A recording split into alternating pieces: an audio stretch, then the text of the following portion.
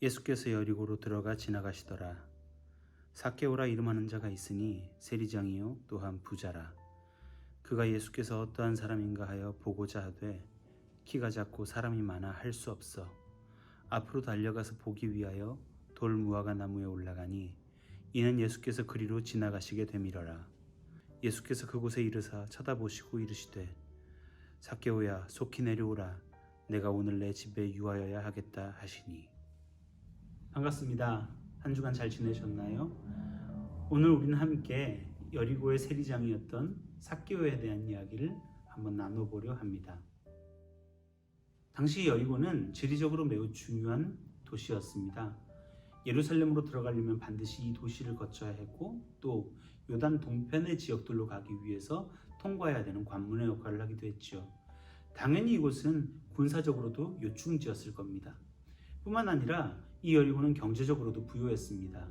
워낙 비옥한 땅에서 나는 많은 농산물들과 특산품들은 세계에 비싼 가격으로 팔려 나갔죠. 특히 종려나무 열매나 또 향유들 같은 것들이 그 예입니다. 그러니 당연히 이곳은 경제적으로 부유했겠고 또 많은 세금이 거쳤겠죠. 로마는 이 도시에서 많은 세금을 징수하려 했을 겁니다. 당시 로마는 각 지역마다 세리들을 세우면 물론이고 그 세리들을 관리할 세리장을 세웠었는데 그 세리장, 여리고의 세리장이 바로 삭개오였습니다. 삭개오는 이 여리고 지역으로부터 많은 세금을 거둬들였고 거기에는 부정한 방법도 사용됐을 겁니다. 당연히 이 여리고 지역에서 삭개오의 이름을 모르는 사람은 없었겠죠. 본문에서 삭개오를 키가 작다고 표현하고 있습니다. 헬라어에서 키가 작다는 말은 신체적으로 작다는 것뿐만 아니라 그의 위치, 사회적인 위치, 사람들의 인식이 낮은 곳에 있었다는 의미이기도 합니다. 물론 삭개오는 사회적으로 힘과 재력을 갖고 있었습니다. 권력이 있었습니다. 그러나 그는 사람들에게 인정받지 못하고 미움받는, 사랑받지 못하는 사람이었습니다. 어렸을 때부터 키가 작았던 삭개오는 아마 사람들의 눈에 들기 위해서 수많은 일들을, 노력들을 했을 겁니다. 힘을 기르고 부를 축적했지만 그는 여전히 작은 사람이었습니다. 그리고 여기 키가 작았다는 말 앞에 우리 한국어 성경에서는 볼 수 없는 단어가 사실 하나 더 숨어 있습니다. 바로 평생 동안이라는 말입니다. 이 평생 동안이라는 말 자체에 굉장히 부정적인 뉘앙스가 있죠. 그는 지금까지도 작은 자로 낮은 위치에서 살았던 사람이고 앞으로도 그렇게 살게 될 거라는 의미가 들어 있습니다. 오늘 본문 마지막 부분에 보시면 인자가 온 것은 잃어버린 자를 찾아 구원하려 함이니라 하는 말씀이 있죠. 잃어버렸다는 말은 원래 있던 자리에 있지 않은, 원래 거기에 있어야 하는데 거기에 지금 아무것도 없는 그런 상태를 의미합니다. 이것은 제자리로 돌아와야 된다는 의미입니다. 그리고 헬라어에서는 이 제자리로 돌아온 것을 찾았다고 표현합니다.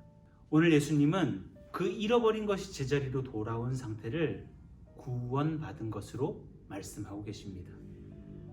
사실 삭개오는 일평생 누군가에게 발견되기 위해서, 찾아지기 위해서 노력했던 사람입니다. 그는 평생 키가 작게 살아왔고 그리고 돈과 힘을 가지면 사람들이 자기를 발견해주고 찾아줄 것이라 생각했지만 그렇지 않았죠. 더 열심히, 더 많은 세금을 징수하면 로마 정부의 눈에 들 줄 알았을 겁니다. 그러나 그렇지 않았죠. 그는 절대 제자리를 찾지 못했습니다. 그는 예수님을 보기 위해 뽕나무 위로 올라갔습니다. 아마 그 행위도 예수님이 자신을 찾아주었으면 하는 그런 바람에서 나온 행동이었을 겁니다.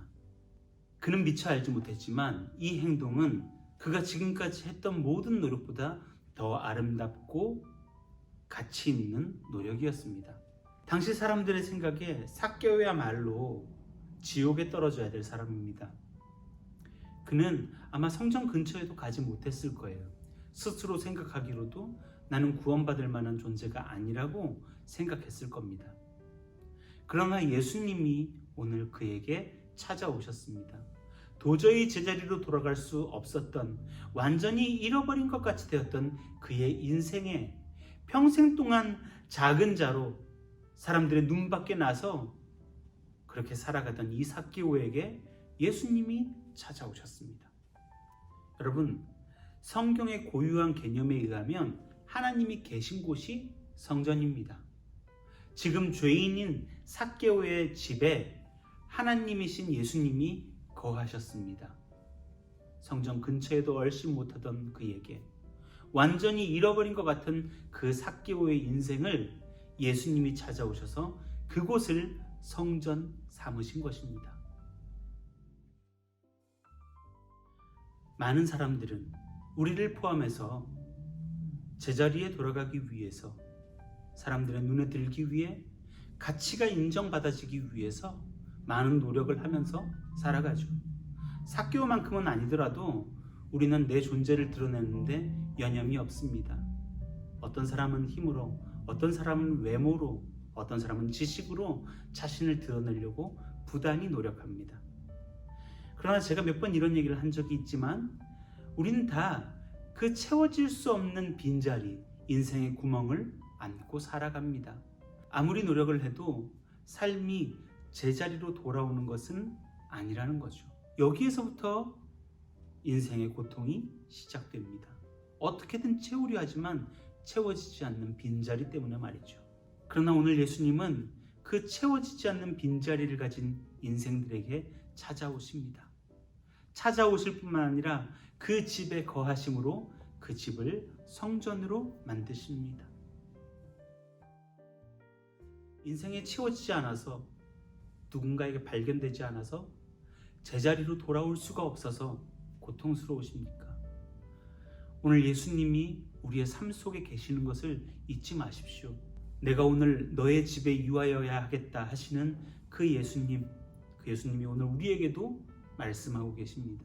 그분과 함께하면, 우리 주님과 동행하면 우리 인생은 제자리에 놓일 수 있습니다. 이번 한 주도 우리 주님으로 말미암아 삶의 위로를 얻고 소망을 얻으며 또 주님과 함께 동행함으로 우리 모두의 삶이 성전 되기를 원합니다. 기도하겠습니다.